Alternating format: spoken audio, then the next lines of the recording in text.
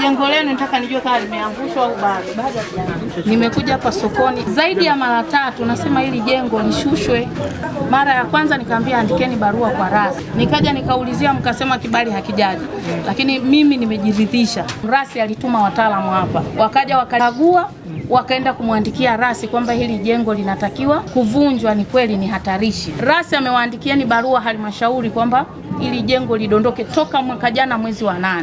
Lakini halmashauri hamjalishusha toka mwaka jana. Nimefuatilia sana hiki kitu. Aliwajibu, kopi kwangu ipo. Haya, niambieni kitu gani kinaendelea? Niwe je, hamuoni kwamba hili ni hatarishi?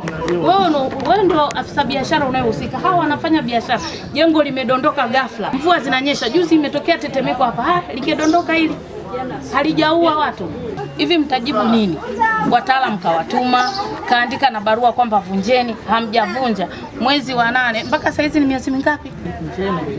Mmefuatilia? Wewe ukiandika barua tu unakaa, unaona kabisa watu hapa watakufa. Umefuatilia? Maana mimi ndio nafuatilia kwamba pale pana shida. Wewe mwenzangu wao unachukua ushuru hapa, hao tu si wanalipa.